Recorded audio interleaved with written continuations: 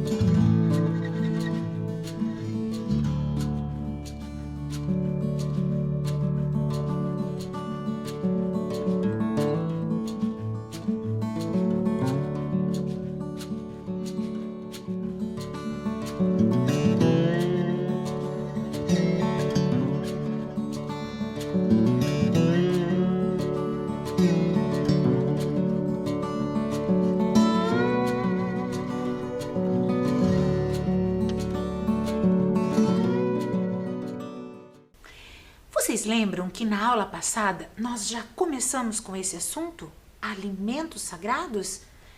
Vários hábitos alimentares, eles vieram de heranças de nossos ancestrais, pessoas que viveram anteriormente a nós. Povos indígenas, portugueses, africanos e imigrantes orientais vieram e fizeram a nossa cultura, a cultura do Brasil. Muitos desses alimentos, eles são considerados sagrados e estão presentes na maioria das organizações religiosas. Nas religiões, o alimento não serve só para alimentar o corpo, mas sim para relembrar as orientações da religião. Na aula passada, nós conhecemos alimentos de qual matriz? Vocês lembram? De duas matrizes, da matriz ocidental e africana.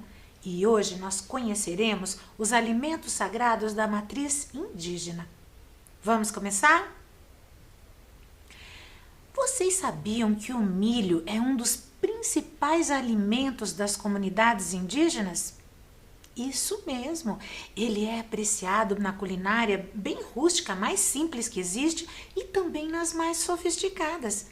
Além dele ter um preço baixo, o sabor é agradável e sempre sustenta quem o consome. Os grãos dourados lembram o ouro da fartura e agradam aos olhos e ao paladar, até mesmo aquelas espigas que são preparadas da maneira mais simples possível, com água e sal. Eu adoro. O milho, ele é ligado à fartura devido à quantidade de alimentos que ele oferece numa só espiga. Comendo uma espiga só, já mata a fome de uma pessoa. A minha, sim. E nada nele é desperdiçado. Tudo é aproveitado no milho. A palha, por exemplo, quando ela ainda é verde, ela é um bom alimento para o gado. O cabelo do milho, ele serve para fazer um chá, vocês sabiam? Um chá para os rins, um órgão que nós temos dentro do nosso corpo que filtra a água que nós bebemos e que é muito importante. O amido que tem dentro do milho, ele também serve para vários espaços na alimentação, na fabricação de glicose, maisena, margarina e até fermento, vocês sabiam? E ele também é um ingrediente para medicamentos. Vocês sabiam disso? Eu não sabia. Na pesquisa eu descobri que é através do milho que se faz a penicilina.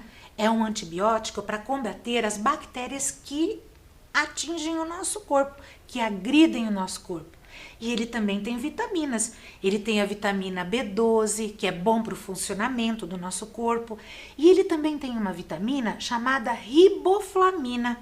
É uma outra vitamina que traz uma energia muito gostosa para que a gente possa viver, brincar, pular, enfim, em ter muita saúde.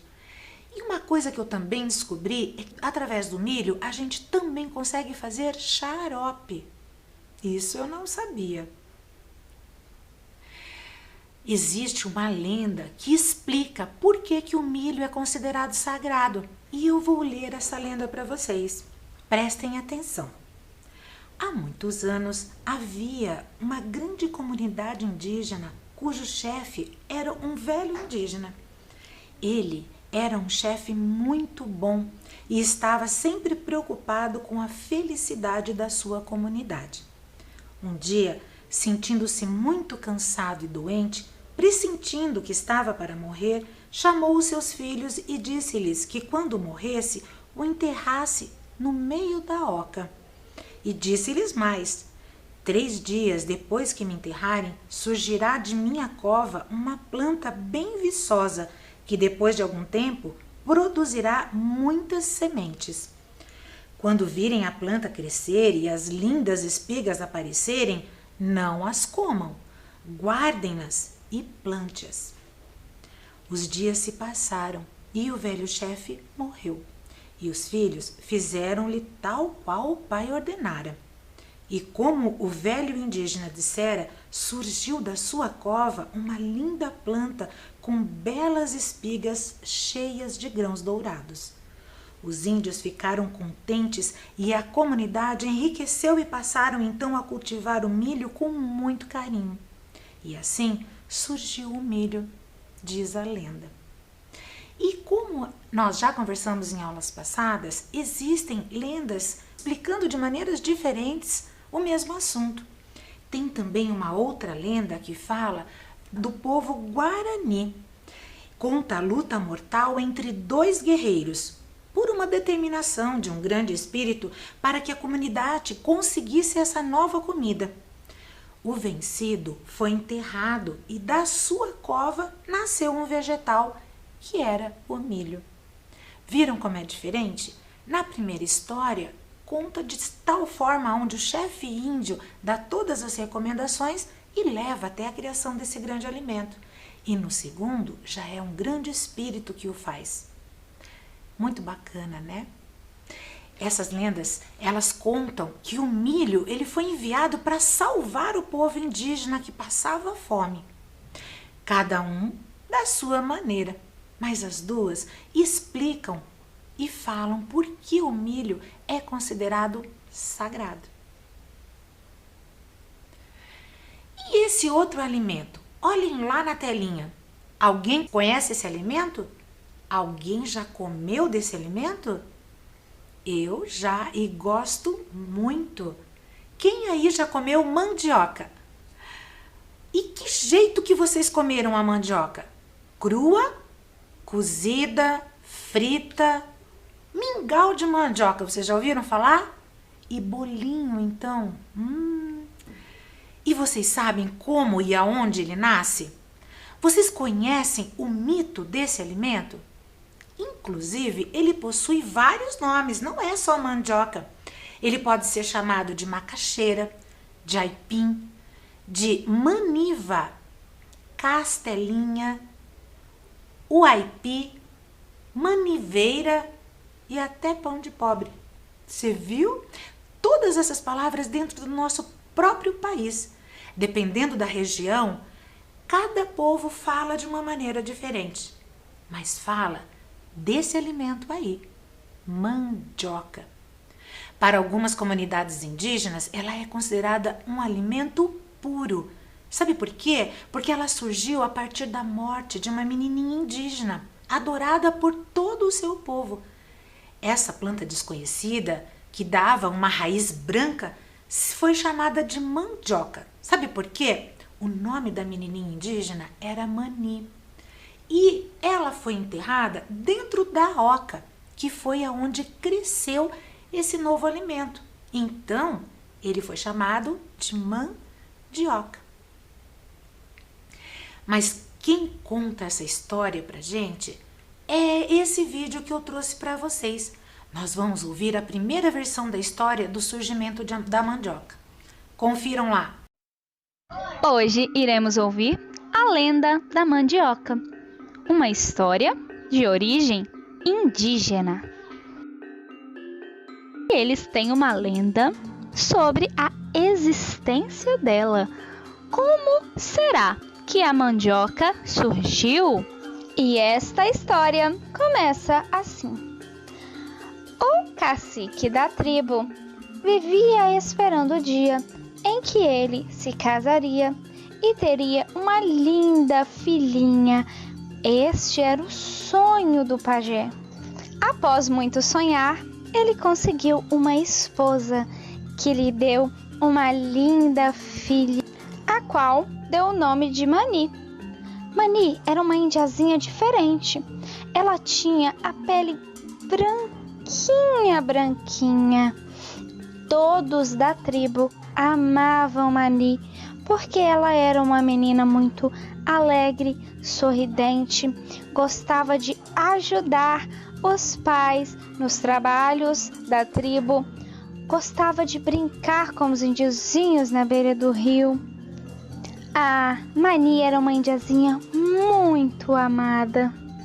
Porém, certo dia algo terrível aconteceu na tribo. A terra estava seca. A chuva não vinha há muito tempo e a plantação estava totalmente seca. Os índios quase não tinham o que comer e o cacique ficou muito preocupado com a situação. E para piorar, algo mais terrível aconteceu. Mani começou a ficar doentinha. Ela só queria saber de ficar quietinha na sua rede, dormindo e dormindo. Ninguém entendia o que estava acontecendo. Ela ficou doente de repente, até que em uma manhã, a mãe de Mani chegou até o lugar onde a filha estava para ver se ela havia melhorado. Quando de repente ela percebeu que a filha já não respirava mais. Mani tinha morrido. Aquele dia foi de profunda tristeza para todos os moradores daquela tribo. Como era costume dos índios, eles resolveram enterrar Mani na oca, que é a casa dos índios. E todos os dias, a mamãe de Mani ia até o lugar onde a filha estava enterrada. E como era costume da sua tribo, ela regava o lugarzinho onde Mani havia sido enterrada. Isso aconteceu durante vários dias, até que um dia a mãe de Mani percebeu que uma planta diferente, uma planta estranha, que ela nunca tinha visto, começou a crescer no lugar onde Mani estava enterrada. Era muito estranho uma plantinha nascer tão bonita, tão viva, pois havia muito tempo que as plantinhas na tribo nasciam muito feinhas ou não sobreviviam por conta da falta da chuva. E aquela plantinha era muito diferente. Ela estava crescendo forte e bonita. E quando a planta estava bem grande, o pajé resolveu cortá-la para que pudesse ver o que tinha lá embaixo. E assim ele fez. E ele percebeu que a raiz daquela planta era diferente. Quando ele cortou, ele viu que por dentro a raiz era branquinha, branquinha, assim como a pele de quem? Sim, assim como a pele da Mani, a sua filha, que havia sido enterrada naquele lugar. E daquela raiz, os índios descobriram que poderia sair várias coisas gostosas, farinha, eles poderiam fazer bolinhos, eles poderiam cozinhar, assar e fazer muitas coisas. E assim, eles estavam livres da fome, pois eles aprenderam a cultivar aquela raiz para que nunca mais faltasse o alimento para eles. E aonde eles plantavam, nascia. E a essa raiz, os índios deram um nome diferente. Eles juntaram o nome da filha, Mani, com o lugar aonde a planta nasceu, que é a oca. Juntos eles formaram o nome Mandioca, que é como nós conhecemos até hoje. Nós sabemos que as lendas são histórias que o povo conta. Mas fique sabendo que é muito verdade que os índios utilizam a mandioca para a sua alimentação. E como eu já falei dela, eles fazem muitas outras coisas gostosas. E foi com os índios que nós aprendemos a ter este costume. E não foi só isso que nós aprendemos, não é mesmo? Várias coisas do nosso dia a dia nós herdamos deles. Viram que bacana? Essa história, ela explica essa curiosidade de como que esse alimento surgiu dentro da comunidade. Só que eu quero que vocês percebam alguma coisa. Vamos gravar algumas coisas dessa lenda para a gente poder comparar com a próxima. O nome da personagem, vocês lembram? Mani. Isso mesmo. Nessa lenda, ela é filha do pajé. E ela morre para que a mandioca seja oferecida para o seu povo. Essa é uma das lendas. Existe agora uma outra lenda com algumas semelhanças e algumas diferenças da primeira.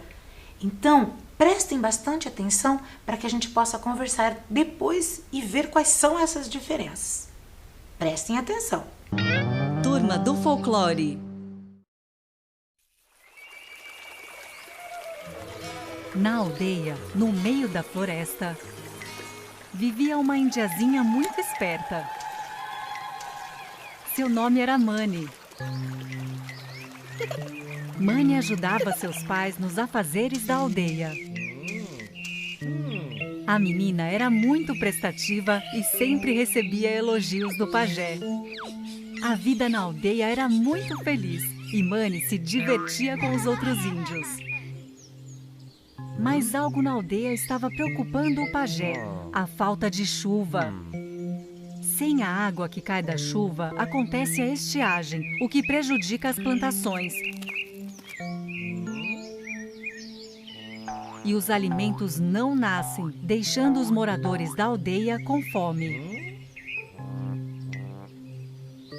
Mani sentia falta de alimentos na aldeia e seus pais a consolavam. Foi quando, em uma noite,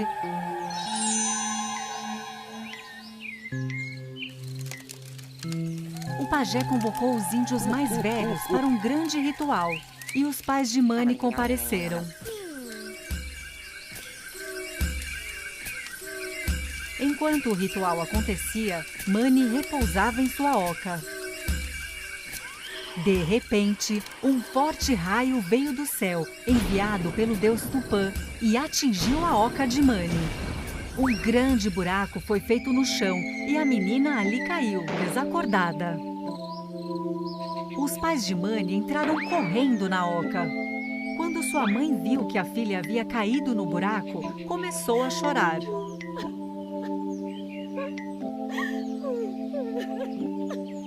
Foi então que uma grande transformação aconteceu.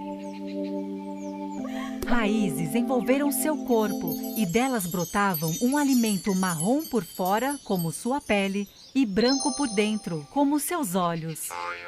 A luz conduziu Mani até a superfície, onde os outros índios espiavam assustados de fora da oca, a menina trazendo lá da terra o alimento inusitado.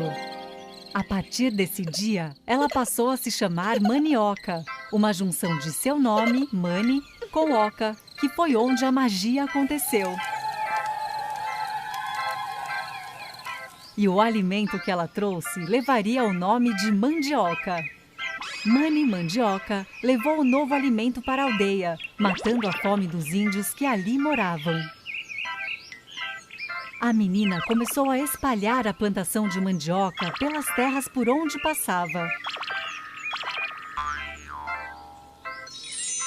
E todos passaram a comer este novo alimento.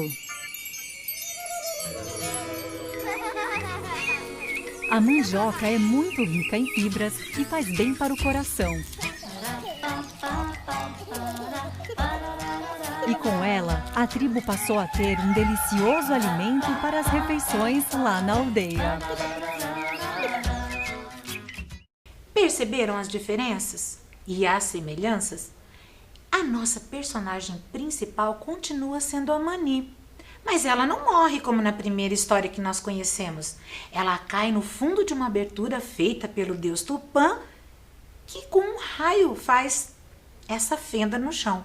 Aonde? No mesmo lugar, dentro da oca, aonde toda a magia acontece e aonde ela começa a semear na sua aldeia o novo alimento que surge. Mas nessa história, ela não é filha do pajé, mas sim de um casal comum da comunidade onde ela vivia. Mas as duas lendas falam do mesmo assunto.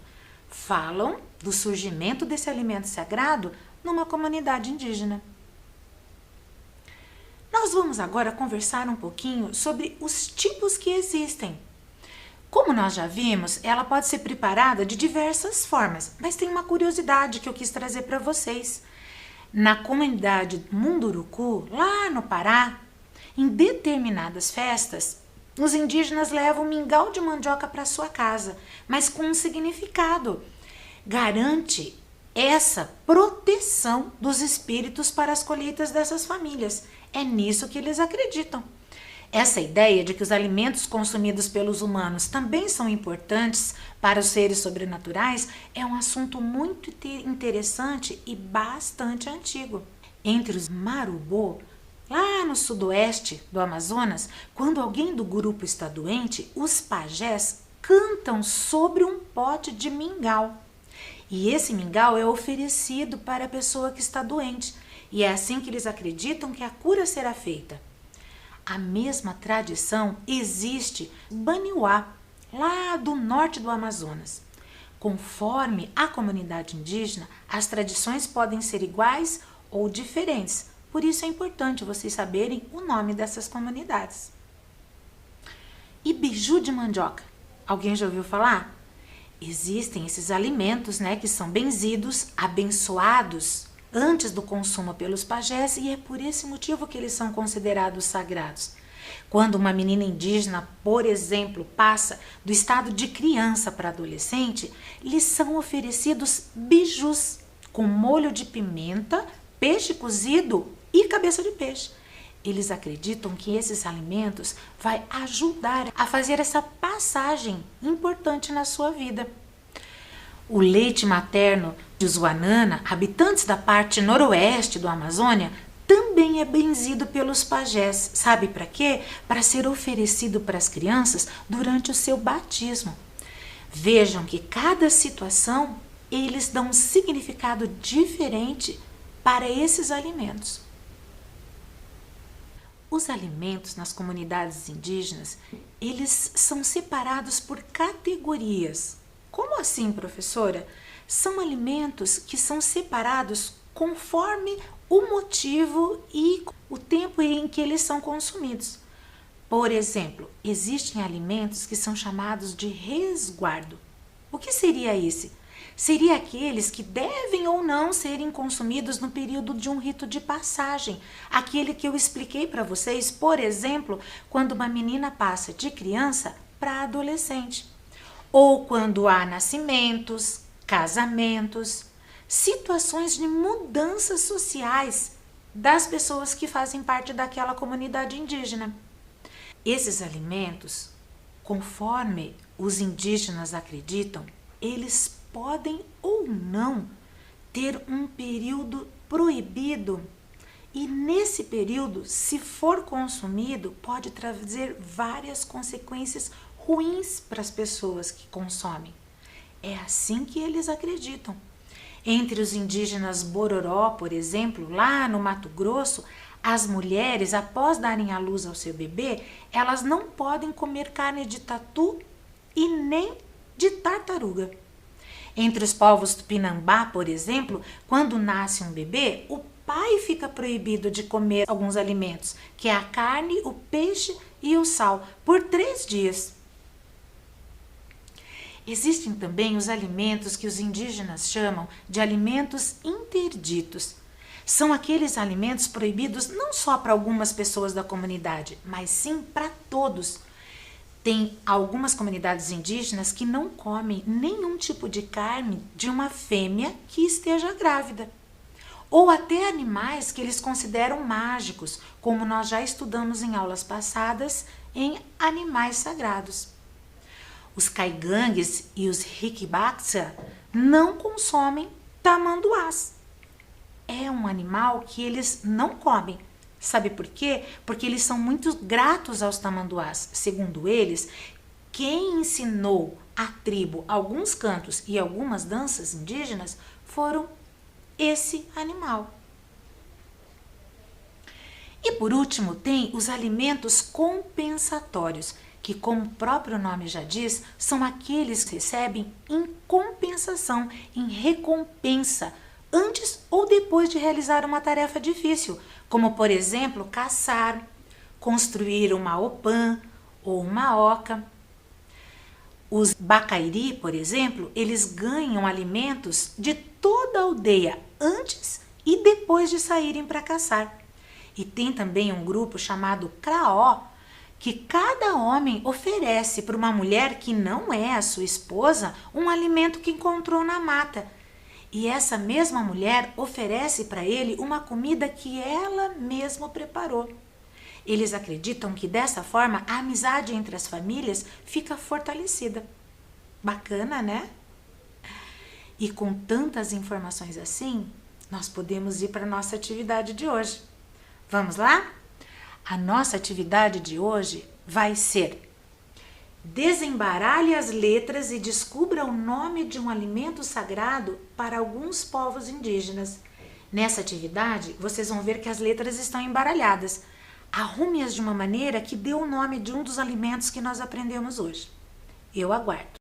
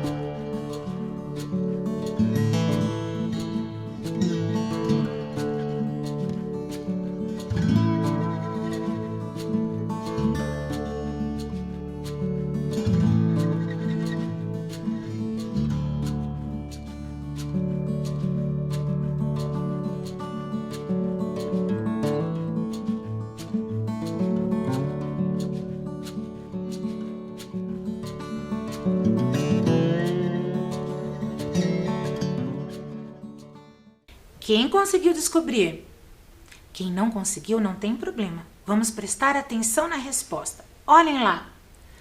A primeira letrinha é o M. Depois, o A, o N, o D, o I, o O, o C e o A. Mandioca. Quem acertou, parabéns. Quem não conseguiu, é só copiar as letrinhas. Agora nós vamos para a nossa segunda atividade. Assinale os alimentos sagrados que estudamos até hoje. Agora não são só os alimentos que nós estudamos no dia de hoje. São os alimentos de todas as matrizes que nós já vimos nas 2 últimas aulas. A matriz indígena, a ocidental e a africana. Vamos lá? Prestem atenção que eu aguardo vocês descobrirem quais são.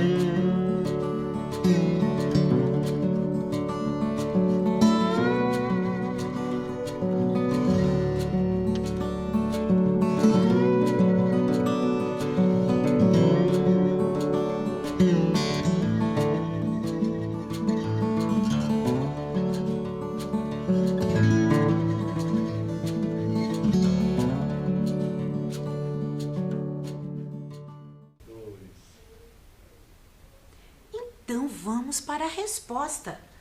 Vamos lá ver o primeiro alimento, o milho. O milho é um alimento sagrado da matriz indígena. Qual outro seria um alimento sagrado da matriz indígena? O peixe. O peixe ele também pode ser um alimento sagrado da matriz ocidental. Lembra que nós estudamos na aula passada? Muito bem.